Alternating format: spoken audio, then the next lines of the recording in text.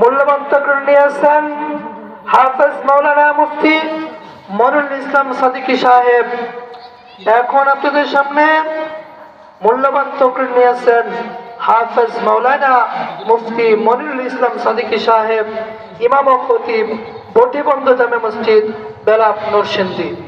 ইমাম ও খতিব, বটিবন্ধ জামে মসজিদ, বেলাব নরসিংদী। ওনাকে ওনার মূল্যবান তকরীর পেশ করার জন্য বিনীতভাবে অনুরোধ করছি।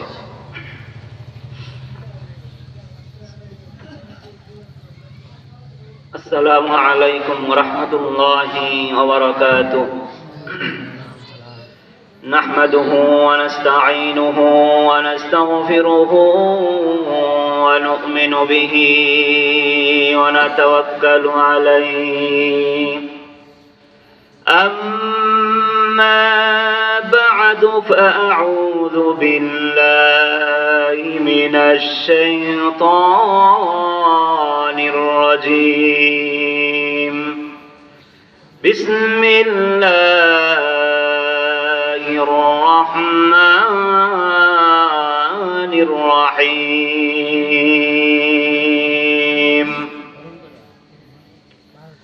قل هل يستوي الذين يعلمون والذين لا يعلمون. صدق الله العظيم. اللهم صل وسلم دائما أبدا. তালিমউদ্দিন আল ইসলামিয়া মাদ্রাসা ও এলাকাবাসীর উদ্যোগে প্রথম বার্ষিক ইসলামী মহাসম্মেলনের আজকের সম্মানিত সভাপতি সাহেব, আমার সামনে বসা প্রাণপ্রিয় মুসলমান ভাইরা, পর্দার আড়ালের মা ও বোনেরা, সর্বপ্রথম শুকর আদায় করছি যিনি অত্যন্ত দয়া করে আজকের জান্নাতে বাগানে আসার এবং বসার, কোরআনে আলোচনা শোনার তৌফিক দান করেছেন। সেই জন্যে সকলেই অন্তরঞ্জন স্থল থেকে আল্লাহ তাআলাকে রাজি খুশি করার জন্য সকলে বলি আলহামদুলিল্লাহ।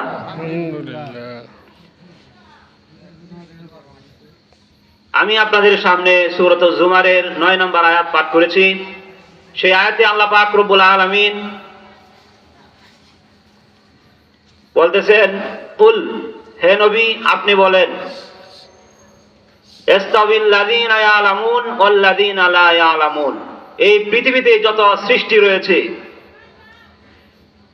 যত মাখলুকাত রয়েছে, ওই সকল মাখলুকাতের মধ্য থেকে কারা দামি, কারা জ্ঞানী, সকলে কি সমান?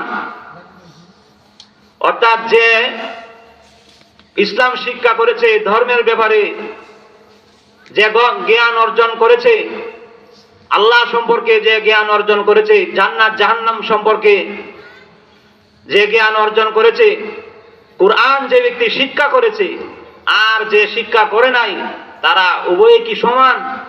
আল্লাহ তাআলা সেটা প্রশ্ন করেছেন। এমন একটা প্রশ্ন আল্লাহ তাআলা অন্য আরেক আয়াতের মধ্যে বলেন, কুল হাল ইস্তাউইল আ'মা ওয়াল বাসীর। আল্লাহ তাআলা বলেন, শুনো ও জগৎবাসী, তোমাদের মধ্যে এমন অনেক মানুষ রয়েছে যারা চোখে দেখে না, তাদের দুটি চক্ষু আমি আল্লাহ তাআলা নিয়ে গেছি, দৃষ্টি নাই, সেই দৃষ্টি আমি আল্লাহ তাআলা উঠিয়ে নিয়ে গেছি, অথবা জন্মগতভাবে দেই নাই। এমন মানুষ আছে না নাই? চোখে দেখে না, সেই দুটা চক্ষু আমি আল্লাহ তাআলা উঠিয়ে নিলাম, কিন্তু অধিকাংশ মানুষের চক্ষু আমি আল্লাহ তাআলা উঠাইয়ে নেই নাই, দিয়েছি। সেই চক্ষু দিয়ে রং বেরঙের এই রঙিন পৃথিবীকে তোমরা দেখছো, আনন্দ উল্লাস করছো, সেই দুনিয়াতে বিচরণ করেছো। এই দুটি চক্ষু থাকার কারণে সকালবেলায় ঘর থেকে যখন বের হয়ে যাও, আবার সন্ধ্যাবেলায় চলে আসো। কেউ চুরি করার জন্য বের হয়ে যায়, ডাকাতি করার জন্য বের হয়ে যায়, কেউ চাকরি করার জন্য বের হয়ে যায়, রিজিক অন্বেষণ করার জন্য বের হয়ে যায়, আর কেউ আছে ফি সাবিলিল্লাহ, আল্লাহর রাস্তায় হিজরতের জন্য বের হয়ে যায়। জোরে কোন ঠিক কিনা? যেভাবে বের হয়ে গিয়েছিলেন আখিরি জামানার পয়গম্বর রাহমাতুল লিল আলামিন, দিনের নবী, মক্কা ছেড়ে মদিনাতে যখন রওনা হয়ে গেলেন হিজরতের উদ্দেশ্যে, আমার মুসলমান ভাইরা, আল্লাহ পাক রব্বুল আলামিন বলেন, দৃষ্টি থাকার কারণে আল্লাহ বলেন যে তোমরা এখান থেকে যে কোনো জায়গায় যেতে পারো। আমি আল্লাহ তাআলা তোমাদেরকে প্রশ্ন রাখলাম তোমাদের কাছে, যে চোখে দেখে আর যে চোখে দেখে না, তারা উভয় কি সমান হতে পারে? না। তার উত্তর কি হবে? উভয়ই সমান নয়। অর্থাৎ যার ভিতরে কোরআন শিক্ষা আছে, যার ভিতরে কোরআন শিক্ষা নাই, তারা দুজন সমান নয়। রাসূল সাল্লাল্লাহু আলাইহি সাল্লাম হাদিসের মধ্যে বলেন, খায়রুকুম মান তাআল্লামাল কুরআন ওয়া আল্লামা। তিরমিজি শরীফের হাদিস। নবীজি বলেন, ও আমার উম্মত, সর্বোত্তম হলো ওই ব্যক্তি যে ব্যক্তি কোরআন শিক্ষা করে এবং অন্যদেরকে শিক্ষা দেয়।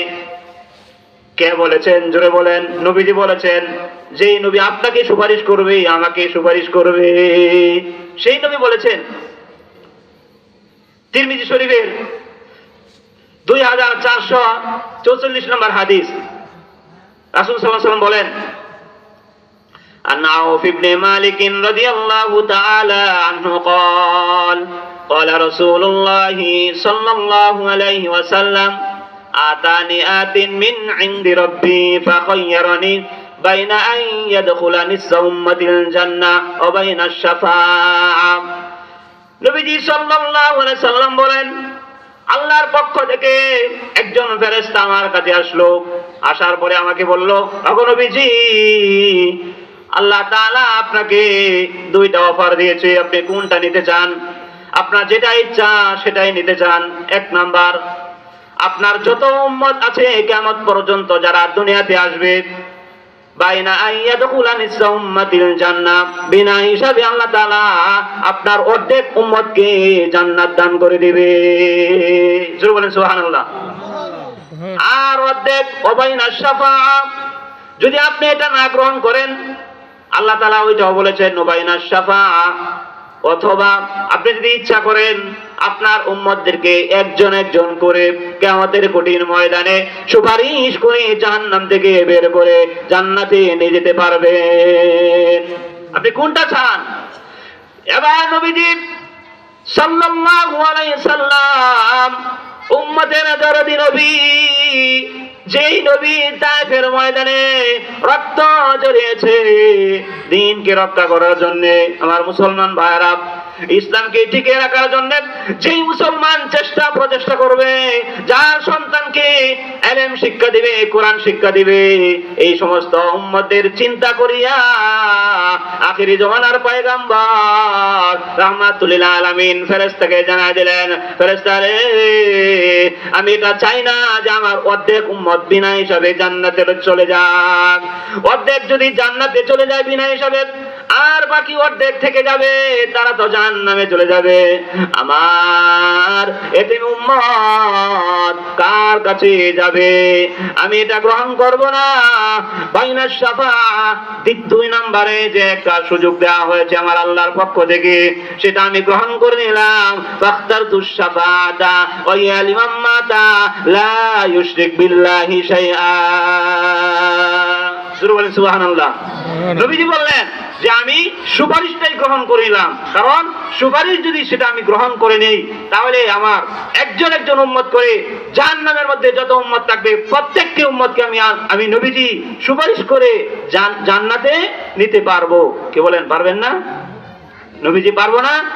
কিন্তু নবীজি এটা গ্রহণ করতেন যে না, আচ্ছা ঠিক আছে, অর্ধেক উম্মত, যত উম্মত আছে অর্ধেক উম্মতকে বিনা হিসেবে জান্নাতে দিয়ে দেওয়া হোক, এটাই আমি নবী চাই।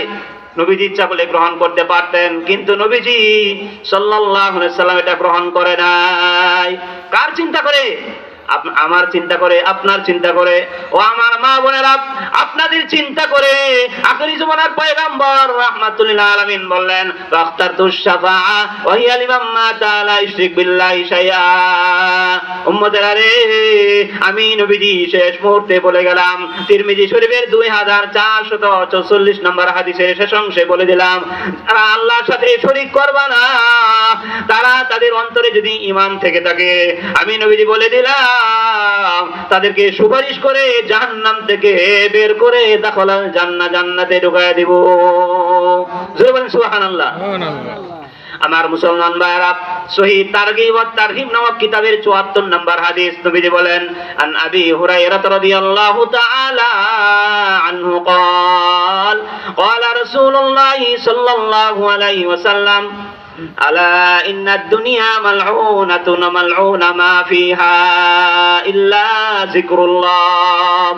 সহিহ তারগীব ওয়াত তারহিব নামক কিতাবের 74 নম্বর হাদিসে আবু হুরায়রা থেকে বর্ণিত, তিনি বলেন নবীজি সাল্লাল্লাহু আলাইহি সাল্লাম বলেছেন, ও উম্মতেরা, এই দুনিয়ার মধ্যে যা কিছু আছে, ইন্নাদ দুনিয়া মালউনাতুন, যা কিছু আছে সব কিছু হলো অভিশাপ, আল্লাহর পক্ষ থেকে অভিশাপ রয়েছে এগুলির মধ্যে। লানাতুল্লাহ, আল্লাহর লানাত রয়েছে ওই সমস্ত পৃথিবীর মধ্যে। ইন্নাদ দুনিয়া মালউনাতুন মালউনা মা ফিহা ইল্লা যিকরুল্লাহ, ওই জায়গাটা ছাড়া, যে জায়গার মধ্যে কোরআন তেলাওয়াত করা হয়, যেই জায়গার মধ্যে জিকির করা হয়, যেই জায়গার মধ্যে আল্লাহর আলোচনা করা হয়, যেই জায়গার মধ্যে নবীর আলোচনা করা হয়, যেই জায়গার মধ্যে কোরআনের আলোচনা করা হয়, তাফসীর করা হয়, জান্নাতের আলোচনা করা হয়, এই জায়গাটা ছাড়া ইল্লা যিকরুল্লাহ। জিকিরের অনেক অর্থ রয়েছে, তার মধ্যে একটা হলো কুরআন। আল্লাহ তাআলা সূরাতুল হিজরের 10 নম্বর আয়াতে আল্লাহ বলেন, ইন্না নাহনু নাযালনাল যিকরা ওয়া ইন্না লাহু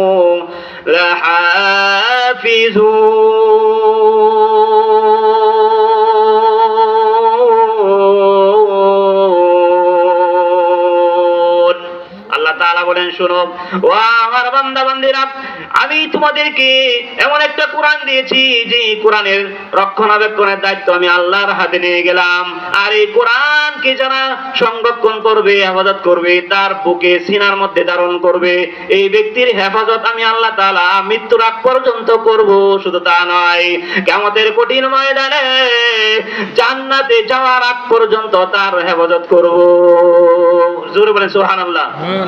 আমার মুসলমান ভাইরা, সেই কোরআন শিক্ষা করতে রাজি আছি না নাই? কি বলেন? আমার মুসলমান ভাইরা, নবীজি বলেন, আলা ইন্নাদ দুনিয়া, এই দুনিয়াটা হলো, দুনিয়া এবং দুনিয়ার মধ্যে যা কিছু আছে সব কিছুর উপরে আল্লাহর লানত, আল্লাহর অভিশাপ। এই এলাকার মধ্যে যত ঘর রয়েছে প্রত্যেকটি ঘরের মধ্যে আল্লাহর অভিশাপ, আল্লাহর লানত। ওই সমস্ত ঘরের মধ্যে, যেই ঘরের মধ্যে আল্লাহর জিকির নাই, যেই ঘরের মধ্যে কোরআন তেলাওয়াত নাই, আল্লাহর জমিনে, আসমানের নিচে, জমিনের উপরে যত ঘর রয়েছে, সারা পৃথিবীর প্রতিটি ইঞ্চি ইঞ্চি মাটিতে যত ঘর রয়েছে প্রত্যেকটি ঘরের মধ্যে আল্লাহর অভিশাপ। বাজারের মধ্যে আল্লাহর অভিশাপ, দোকানের মধ্যে আল্লাহর অভিশাপ। মুসলমান ভাইরা, হাটে ঘাটে মাঠে সারা পৃথিবীটা আল্লাহর অভিশাপ, ইল্লা যিকরুল্লাহ। নবীজি বলেন, যেই জায়গার মধ্যে আল্লাহর আলোচনা করা হয় এই জায়গাটা ছাড়া। তাহলে বোঝা গেল আজকে এখানে কোরআন আলোচনা হচ্ছে, এই জায়গাটা আল্লাহর অভিশাপ নয়। কি বলেন? সূরাতুল সহিহ তারগীব ওয়াত তারহিব নামক কিতাবের 74 নম্বর হাদিস আজকে আমরা এখান থেকে নির্দ্বিধায় বিশ্বাস করতে পারি যে এই জায়গাটা অভিশাপ নয়। 2 নাম্বার, নবীজি বলেন, ওয়া আলিমান ওয়া মুতাআল্লিমান, যেই জায়গার মধ্যে কোরআন শিক্ষা দেওয়া হয়, যেই জায়গার মধ্যে কোরআন শিক্ষা দেওয়া হয় এবং শিক্ষা করা হয়, ছাত্র উস্তাদ যেখানে বসে কোরআন শিখে, আল্লাহর কোরআন শিখে, এই জায়গাটা অভিশপ্ত নয়। মোহতারাম হাজিরিন, এখানে যেই মাদ্রাসা রয়েছে, যেই মাদ্রাসার উপলক্ষে আজকে এখানে আপনারা কোরআনের আলোচনা শুনতে পাইতেছেন, আখিরি জামানার পয়গম্বর রাহমাতুল লিল আলামিনের আলোচনা শুনতে পাইতেছেন, জান্নাতের আলোচনা শুনবেন, জাহান্নামের আলোচনা শুনবেন। কি বলেন? আজকে আলোচনা হবে না। এটা কার জন্য? এখানে যে মাদ্রাসার সেই উপলক্ষে এই ওসিলায় আজকে আলোচনা হচ্ছে। এই মাদ্রাসার মধ্যে যারা শিক্ষা দিবেন এবং যে শিক্ষা গ্রহণ করবে, এই দুই শ্রেণীর লোকেরা যেখানে বসে কোরআন পড়বে, এই জায়গাটা অভিশপ্ত নয়। ইল্লা আলিমান ওয়া মুতাআল্লিমান, যে শিক্ষা করে এবং যে শিক্ষা দেয়, যেই জায়গার মধ্যে বসে সেই জায়গাটা অভিশপ্ত নয়। তাহলে আমরা দুইটা জায়গায় পাইলাম,